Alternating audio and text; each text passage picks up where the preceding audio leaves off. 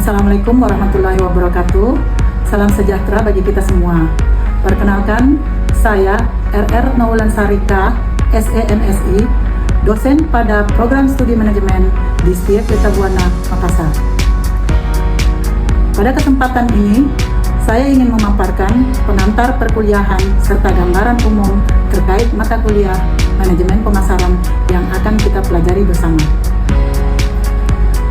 Mata kuliah Manajemen Pemasaran merupakan salah satu mata kuliah inti yang sangat penting dalam program studi manajemen. Mata kuliah ini memiliki bobot 3 SKS dan wajib diikuti oleh seluruh mahasiswa di tingkat ini. Dalam perkuliahan ini, kita akan mempelajari berbagai konsep, strategi, dan teknik pemasaran yang dibutuhkan untuk menghadapi persaingan bisnis yang semakin ketat. Mahasiswa diharapkan tidak hanya memahami teori, namun juga mampu menerapkan secara praktis, baik dalam simulasi maupun dalam kehidupan nyata di dunia kerja. Beberapa topik utama yang akan kita bahas meliputi konsep dasar pemasaran dan perilaku konsumen, segmentasi pasar dan targeting, strategi produk, harga, distribusi, dan promosi, pemasaran digital di era modern, dan tentunya bagaimana membangun keunggulan bersaing melalui pendekatan pemasaran yang tepat. CPNK mata kuliah ini sesuai dengan RPS yang telah saya sesuaikan sebagai pengampu mata kuliah, yaitu mahasiswa mampu memahami konsep dan prinsip dasar manajemen pemasaran. Mahasiswa mampu menganalisis kebutuhan dan perilaku konsumen. Mahasiswa mampu menyusun strategi pemasaran yang efektif dan efisien. Mahasiswa mampu menerapkan prinsip pemasaran dalam berbagai situasi bisnis nyata. Proses pembelajaran akan dilaksanakan secara interaktif melalui penyampaian materi teori, studi kasus, diskusi kelompok, dan presentasi. Sebagai penunjang perkuliahan ini, saya telah menyiapkan buku utama yang akan kita gunakan bersama, seperti Pengantar Ilmu Manajemen, Marketing Manajemen, serta berbagai jurnal dan artikel pemasaran terkini. Selain itu, penilaian mahasiswa akan terdiri dari beberapa komponen, antara lain kehadiran dan partisipasi aktif 25%, tugas individu dan kelompok 15%, ujian tengah semester 25%, ujian akhir semester 35%. Sebelum memulai perkuliahan ini, biasanya saya terapkan kepada mahasiswa untuk berdoa sesuai dengan keyakinan masing-masing. Saya berharap seluruh mahasiswa dapat mengikuti perkuliahan ini dengan penuh semangat, aktif berpartisipasi, dan terus mengasah keterampilan berpikir serta kreatif, karena dunia pemasaran tidak pernah lepas dari inovasi. Demikianlah sekilas pengantar mengenai mata kuliah manajemen pemasaran. Saya harap penjelasan singkat tadi dapat memberikan gambaran. Untuk lebih jelasnya, mari kita simak bersama materi perkuliahan berikut ini. Assalamualaikum warahmatullahi wabarakatuh. Gimana kabarnya hari ini semua? Alhamdulillah. Semoga semua selalu dalam keadaan sehat dan semangat dalam mengikuti perkuliahan hari ini. Pertama-tama saya panjatkan puji syukur kehadirat Allah Subhanahu wa Ta'ala atas kesempatan yang diberikan kepada kita serta kesehatan sehingga kita dapat menghadiri perkuliahan dan sama-sama berkumpul pada hari ini dengan baik. Kemudian sebelum saya mulai perkuliahan ini, sebaiknya kita meluangkan waktu sejenak untuk berdoa bersama sesuai dengan agama dan keyakinan masing-masing. Silakan mungkin ketua kelas bisa memimpin doa hari ini bersama teman-temannya. Ya, Erik. Baik, sebelum mulai pelajaran hari ini, mari kita berdoa dan mulai.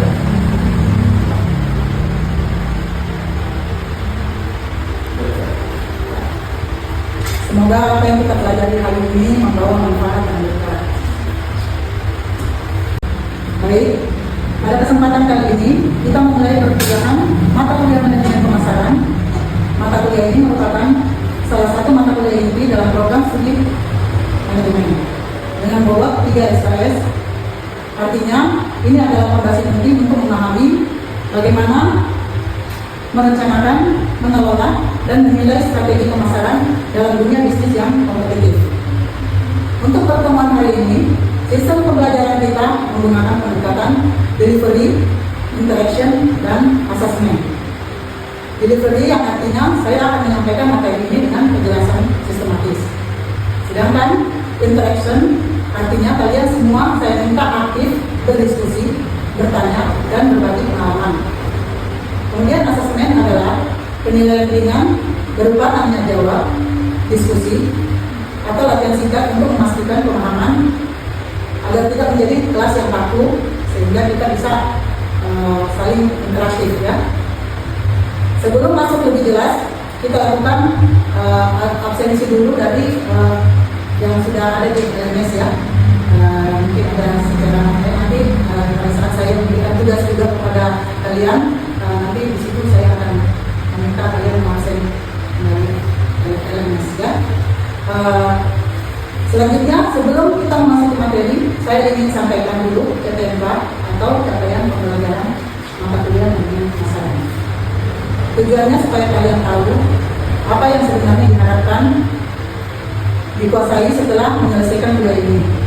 Dalam mata kuliah ini ada beberapa capaian mata kuliah yang akan kita kejar bersama, yaitu menguasai konsep dasar manajemen pemasaran sebagai landasan teori untuk menganalisis berbagai permasalahan, memahami peran dan fungsi manajemen pemasaran dalam perencanaan dan pengendalian keseluruhan kegiatan perusahaan. Kemudian mengaplikasikan teori, melakukan analisis permasalahan dan pengembangan alternatif solusi dari berbagai masalah yang dihadapi dalam bidang pemasaran. Mampu mengetahui komunikasi dan mampu memahami komunikasi antar personal. Dengan capaian ini, harapan saya, kalian tidak hanya menjawab soal ujian, tapi bisa juga merancang strategi pemasaran yang bisa diterapkan di dunia kerja, bahkan di bisnis pribadi kalian. Oke, kalau sudah jelas mengenai tujuan perkuliahan kita, sekarang kita masuk ke materi pembahasan. Di mana materi perkuliahan hari ini adalah konsep manajemen pemasaran. Saya minta semuanya bisa aktif ya. Silakan kalau mau bertanya di saat saya memberikan materi, ada yang mungkin langsung mau bertanya di sesuatu yang kayak masih belum dimengerti atau apa, silakan langsung bertanya dan kita bisa saling berdiskusi. Oke? Sebelumnya materi yang saya kasih definisi adalah materi pemasaran. Kita ada yang tahu? Oke, ya siapa? Oh, Dewi. Ya, silakan. Manajemen pemasaran adalah mengatur cara pemasaran yang lebih terikat. Ya, betul. Jadi manajemen pemasaran mencakup perencanaan dan pelaksanaan strategi agar produk dapat diterima oleh pasar dan menguntungkan perusahaan. Ya, dimana kita contohnya itu kalau pedagang bakso itu ya, pedagang bakso itu kan sudah tahu waktu-waktunya jam pulang kerja ya. Dimana orang mungkin lagi kayak capek-capeknya terus pengen makan bakso gitu ya. Aduh, kayaknya kita ini udah jenuh ya di kantor nih atau di tempat kerja itu, terus kita pengen makan bakso yang enak gitu gimana? Seperti kalau di sini ya, maaf ya, kalau di daerah sini ada yang namanya bakso grill, yang lagi viral ceritanya. Nah itu di situ tuh kayaknya enak banget, jadi sudah terbayang-bayang gitu. Baksonya itu kayak yang kenyal gitu, terus sambelnya yang enak gitu ya. Nah disitulah jadi kita bagaimana menciptakan produksi sehingga kita bisa menguntungkan ya. Nah, dari hasil produksi kita itu kita bisa menguntungkan. Jadi tidak serta-merta kita memproduksi akhirnya cuma satu kali rasa pembukaan saja atau apa pas di belakang-belakang akhirnya rugi ya. Kemudian kita lanjut ke perkembangan pemasaran. Dulu pemasaran dilakukan melalui barter atau pasar tradisional. Ini berkembang menjadi digital marketing yang memanfaatkan media sosial. Setiap daerah memiliki pendekatan yang berbeda tergantung teknologi dan perilaku konsumen. Jadi dulu itu saya sempat merasakan juga ya, pada waktu itu sempat di nenek saya ya di kampung. Itu kalau beli beras itu diikat dengan kain sarung, ya, ikat dengan kain sarung. Kalau sekarang nggak bisa. Sekarang nggak mau orangnya, orang nggak mau gitu ya, kalau orang kita dengan sarung gitu, karena tidak ada nilainya, ya kan, tidak bernilai. Nah sekarang itu orang lebih memilih kalau kita mencari sesuatu makanan yang kita inginkan sekarang lebih banyak ke online, ya. Nah, seperti mungkin sekarang ada Gojek, dari aplikasi GoFood, ya, GoFood. Sekarang juga ada Shopee Food, ya. Nah, terus gimana kita ingin makan sesuatu atau apa? Minimal kita kadang-kadang buka TikTok, ya kan? Kita melihat tempat-tempat yang bisa kita sebagai recommended, ya, sebagai recommended untuk kita nyobain deh, gitu. Nyobain deh, kita mau makan ini deh, kayaknya enak banget, gitu. Nah, sekarang yang lagi viral apa tuh? Kayaknya roti lumer yang dimana tuh ada, pokoknya ibu suka lihat juga ya di TikTok. Nah, kalau ibu tuh kalau masalah-masalah begitu juga terkadang suka coba-coba. Nah itu jadi salah satu contoh untuk bagaimana kita menjadi pelanggan dalam pembelanjaan pembelian secara online, gitu ya. Melalui marketing, memanfaatkan apa yang sudah ada di zaman globalisasi seperti ini ya, dengan digital, ya. Oke. Sekarang kita masuk ke fungsi manajemen pemasaran. Ada yang tahu apa saja kira-kira fungsi manajemen pemasaran itu? Ya, ini? Ayo, kira-kira apa itu, Kak? Baik, Ibu, terima kasih. Jadi, fungsi manajemen pemasaran itu ada 3. Yang pertama adalah perencanaan, yang kedua adalah implementasi, dan yang ketiga adalah pengendalian. Oke, terima kasih atas jawaban dari ini. Ya, kita beri aplaus dulu. Oke, gimana fungsi perencanaan itu? Adalah untuk menghindari ketidakpastian dan fokus biaya. Ya seperti tadi ya, kalau umpama kita salah satu contoh ya, karena dari tadi saya sudah mengambil contoh bakso ya, bakso yang sedang viral saat ini itu, yang kebanyakan ibu-ibu anak muda itu rata-rata pengennya itu makan bakso tetelan ya. Itu biasanya kalau kita tidak membuat perencanaan yang baik yang bisa memuaskan pelanggan dari rasa, cita rasa, bagaimana kita memberikan kepuasan bagi rasa bakso itu sehingga bisa berkesan kepada pelanggan, itu memang tidak cukup kalau kita tidak membuat perencanaan dulu, ya kan? Kemudian ada yang dimaksud dengan implementasi, ya, seperti mengorganisasi dan mengarahkan kegiatan pemasaran, ya. Jadi bagaimana suatu tim memberikan promosi, bagaimana dia membuat konten sehingga bisa menghasilkan pembeli, mendapatkan pembeli sehingga bisa dari mulut ke mulut mungkin bisa dengar, wah ini enak loh, saya pernah makan di sini, gitu ya. Jadi siapa yang memberikan konten, kemudian siapa yang handle dalam komplain. Jadi bukan cuma umpama bisa memberikan konten ternyata ada yang komplain, itu di situ kurang, ada yang ini kurangnya, mungkin dari segi kebersihan ya, kebersihan biasanya juga itu menjadi faktor ya, faktor utama juga dalam suatu produk ya. Karena dimana kita kalau mau menikmati sesuatu itu kita ingin yang tempatnya juga nyaman ya, bersih ya. Nah gitu. Kemudian dengan pengendalian, dimana kita memantau, menjaga dan menyelesaikan strategi pengendalian ya. Nah, pengendalian itu bagaimana kita membuat orang bisa bikin membuat kita bisa dari iklan kita itu orang suka gitu. Jadi bukan cuma sekedar kayak di like aja, di komen, tapi belum pernah mencoba, cuma kayak kayak enak aja, lihat cuma kayak lihat bagus gitu, tapi tidak pernah mencoba ya. Selanjutnya ada sudut pandang pemasaran ya. Sudut pandang pemasaran dapat dilihat dari 2 sisi, yaitu manajerial, seni memilih pasar sasaran dan menciptakan nilai pelanggan ya. Kemudian sosial itu yaitu proses masyarakat memenuhi kebutuhan melalui pertukaran.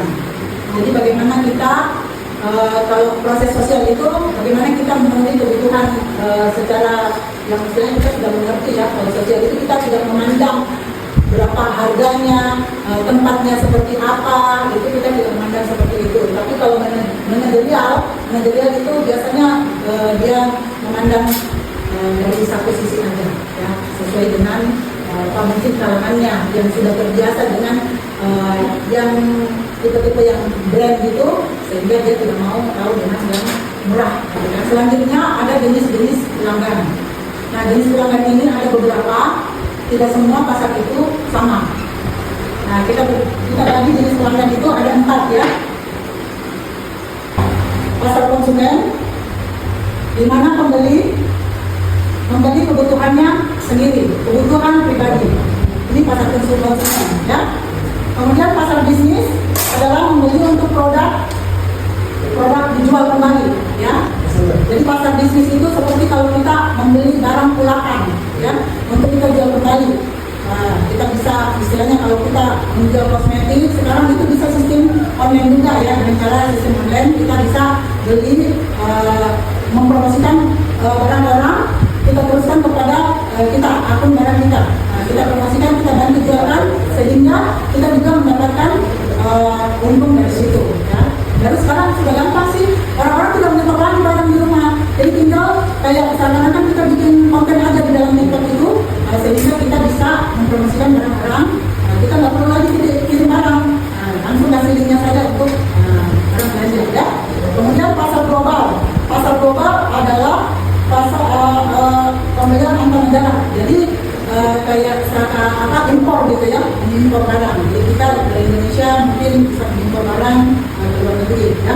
Kemudian pasar pemerintah, tujuannya untuk tujuan sosial atau pelayanan publik. Pasar pemerintah itu seperti bantuan pemerintah, di mana orang-orang yang istilahnya mungkin ekonominya tidak terlalu sama dengan yang lainnya, itu mungkin dia dibantu oleh pemerintah dengan harga yang lebih rendah ya. Itu seperti itu ya kalau pasar pemerintah. Oke. Selanjutnya ada konsep inti dari pemasaran. Kira-kira ada yang tahu konsep inti dari pemasaran? Ya, dengan Terima kasih. Jadi ada 3 konsep inti pemasaran, yaitu kebutuhan, keinginan, dan permintaan. Ya. Oke. Kebutuhan, Keinginan, dan permintaan. Oke, terima kasih Alia sudah memberikan jawabannya. Kita aplaus semuanya. Ya, ada kebutuhan itu yang dimaksud dalam kebutuhan adalah hal dasar seperti makan dan tempat tinggal. Di mana kalau kita konsep inti pemasaran itu, di mana kalau kita sesuai kebutuhan, berarti kita mengukur diri kita sendiri, ya, kebutuhan kita sendiri, ya, apa yang kita inginkan seperti makan, minum itu sudah jelas ya, tempat tinggal pun itu sudah jelas ya. Tapi kalau seperti kita umpama yang sebagai anak mahasiswa atau apa yang kadang kita harus ngekos, itu kita juga harus memberikan kemampuan kita, keinginan kita. Di saat dimana kita umpama kita kuliah nih, kita kuliah tapi rumah kita jauh dari kampus, ya. Nah, ini yang dikatakan keinginan, kebutuhan yang diarahkan ke produk tertentu. Jadi di saat kita punya tempat tinggal jauh dari perkuliahan kita, mungkin umpama seperti dari sini ya, ada yang kuliah rumahnya dari Maros tapi kuliahnya di Unen sana, Unen ya. Nah itu kan kira-kira kalau umpama dari Maros terus dia tinggal dia kuliah di Unen kan tidak jangkau ya, kalau harus pergi terlalu pagi atau apa sebagainya. Nah kebutuhan yang diharapkan itu kita itu bisa mengukur kemampuan kita, kebutuhan, keinginan dan kemampuan kita itu kita ukur, ya kan? Nah kemudian permintaan adalah keinginan yang didukung oleh kemampuan membeli. Jadi bagaimana kita ingin membeli tapi kita mengukur apa yang kita miliki gitu. Jadi walaupun kita permintaannya kita ingin membeli sesuatu tapi ternyata tidak jangkau oleh kita. Nah itu jadi kita harus mengukur kemampuan dari keinginan kita, permintaan kita ya. Oke. Ya, selanjutnya komponen utama pemasaran atau biasa kita sebut dengan 4P. Siapa yang tahu 4P? Istilah 4P itu apa? Yaitu ada produk, price, place, sama promotion. Oke, terima kasih jawaban dari Nurul, kita close dulu. Betul sekali ya. Kalau misalnya promosi gencar tapi produknya jelek bagaimana? Oke ya. Betul. Jadi maka dari itu brand-brand sukses pasti mereka menerapkan dan mengatur 4 P yaitu produk, harga, promosi, dan tempat. Di mana produk itu kita contohkan seperti produk motor ya, motor yang biasa, motor dan mobil ya, produksi motor. Nah sekarang itu motor, itu biasanya kalau orang promosi motor itu biasanya dilihat dari harganya dulu, mulai dari harga, terus cicilannya. Kalau kita beli cash memang sebenarnya lebih murah dibanding kita mencicil ya. Tetapi sekarang itu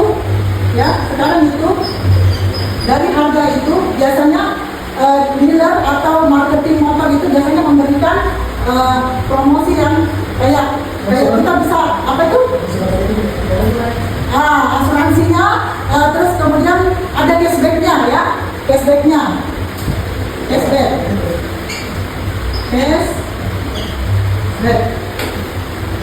dimana kalau kita membeli dengan harga kontan biasanya itu dikasih cashback. Jadi umpama promosi kita mau beli motor, salah satu contoh motor aja ya, misalnya seperti PCX ya, Honda ya, PCX, kita ambil yang tinggi aja ya, karena terkadang itu orang menyicil itu kan tidak melihat yang rendahnya ya, lebih baik yang tinggi sekalian ya. Nah kalau orang jangkauannya umpama dia merasa lebih murah di cash, kira-kira kalau saya cash ini cashbacknya apa ya gitu ya. Jadi cashbacknya itu dari promosi itu harganya dia kasih potongan mungkin 1 juta dari harga, mungkin ya ini saya kasih gambaran saja, kalau cashnya itu 35 juta. Berarti kalau dengan promosinya itu cashback itu berarti dikasih potongan harga 1 juta ya, 1 juta. Sehingga pelanggan ini atau konsumen itu kayak tertarik gitu karena mendapatkan cashback di harga yang sudah ditentukan ya. Kemudian selain cashback itu apa yang diberikan? Benefit ya, bonus-bonus yang diberikan itu biasanya kalau kita beli motor itu kita dapat benefitnya ya, benefit yaitu helm, apa lagi? Jaket.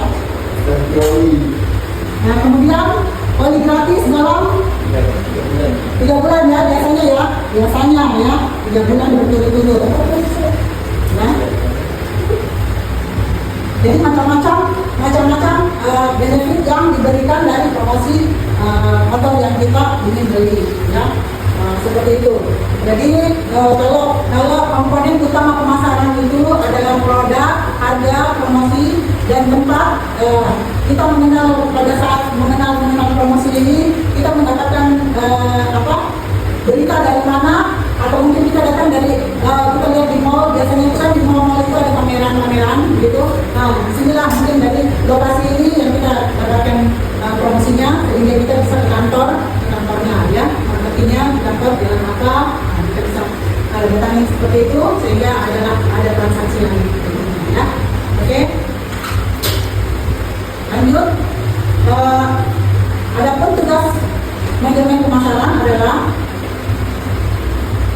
meliputi pengembangan strategi, membangun merek, menjalin hubungan dengan pelanggan dan menciptakan nilai serta memastikan pertumbuhan jangka panjang.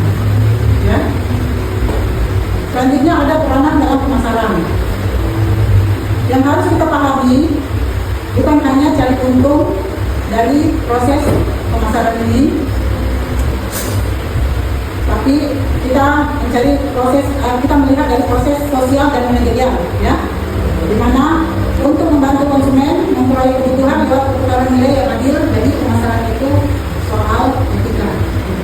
Jadi dari pembahasan mulai dari awal sampai akhir ini, mungkin seperti itu ya, penjelasan mulai dari definisi pemasaran, manajemen pemasaran, fungsi pemasaran, konsep dan komponen pemasaran itu mungkin seperti itu ya. Sejauh ini penjelasan saya. Apakah ada yang mau ditanyakan dari pembahasan yang sudah diberikan? Ya. Siapa namanya? Ya. Aditya. Oke. Aditya mau bertanya apa? Saya bertanya, mengapa memahami jenis-jenis pasar pelanggan penting dalam manajemen pemasaran? Oke, terima kasih ya. Terima kasih atas pertanyaannya, Aditya. Kita beri aplaus dulu kepada Aditya.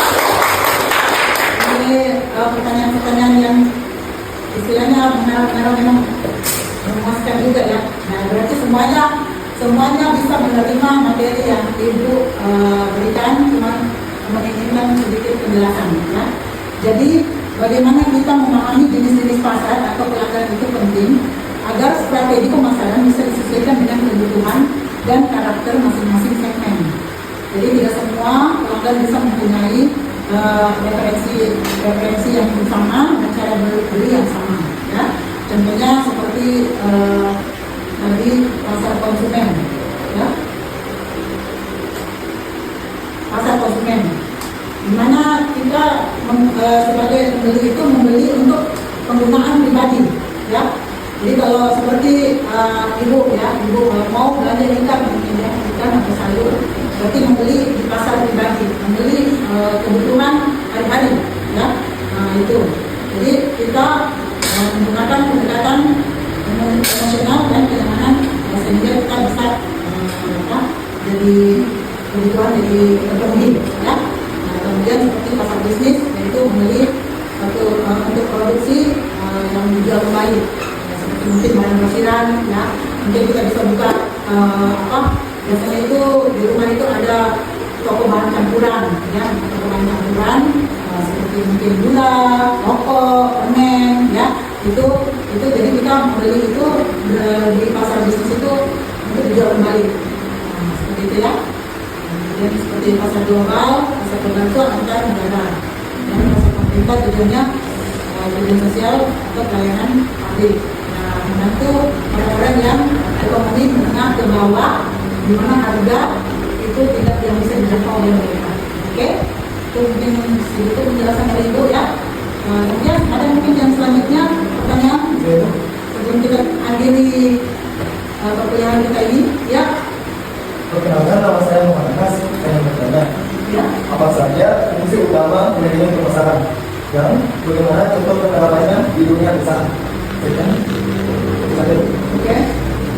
Terima kasih pertanyaan dari Muhammad Anas ya. Oke. Kita beri aplaus dulu kepada. Oke, fungsi utama dari manajemen pemasaran. Fungsi utama dari manajemen pemasaran adalah perencanaan, di mana kita menghindari ketidakpastian dan fokus biaya. Kita harus membuat strategi yang jelas agar tidak salah sasaran ya, tidak salah sasaran, bisa menentukan target pasar sebelum kita memberikan iklan ya. Jadi apa yang ingin kita produksi, kita harus bisa menentukan barang ini bisa sesuai dengan pemasaran, maksudnya sesuai yang kita pasarkan ya, sehingga kita tidak rugi nantinya ya. Jangan sampai kita mengeluarkan produk yang kita tidak mengerti harus dibawa kemana gitu ya, sehingga kita tidak tahu apa yang mau kita buat gitu. Dan akhirnya modal yang kita keluarkan sudah banyak tapi tidak menguntungkan ya. Kemudian implementasi itu yang tadi saya jelaskan seperti mengorganisasi dan mengarahkan kegiatan pemasaran, di mana kita bisa melaksanakan strategi misalnya membuat konten promosi dan menjalankan kampanye promosinya ya, promosi itu. Jadi kita ada suatu tim untuk membuat bagaimana kegiatan pemasaran itu bisa laris ya. Seperti kalau kita mau mengadakan pameran, kita punya brand sendiri yang sekarang ini lagi marak-maraknya di masyarakat, itu umumnya itu UMKM ya. UMKM ada produk-produk tertentu, produk home industry yang bisa mengangkat brand mereka masing-masing ya. Itu. Kemudian pengendalian di mana memantau kinerja dan menyelesaikan strategi. Jadi pengendalian itu kita memantau apa yang kita promosikan, apa yang kita sudah iklankan, bagikan kepada teman-teman melalui brosur atau kita antara mulut ke mulut mengundang teman-teman, nanti datangnya ada iklan ini di sini. Nah, itu harus kita inikan juga, kita harus membuat promosi agar orang-orang itu bisa yakin gitu ya. Nah, itu cara pengendalian. Mungkin seperti itu dari Ibu penjelasan sedikit. Kebetulan mungkin bisa dimengerti dari mahasiswa yang sudah saya berikan jawabannya. Saya ya. Oke, masih ada lagi? Kalau sudah tidak ada, ya mungkin itu diri saja perkuliahan pada hari ini. Itulah pembahasan hari ini tentang konsep pendidikan pemasaran.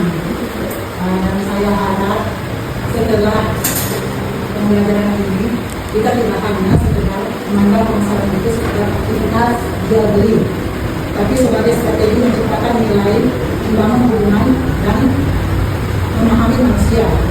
Ya, baik. Terima kasih untuk partisipasi pada hari ini. Semoga pembahasan hari ini bisa jadi bekal intelektual dan praktis dalam karir kalian ke depan, sehingga bisa bermanfaat di dunia kerja.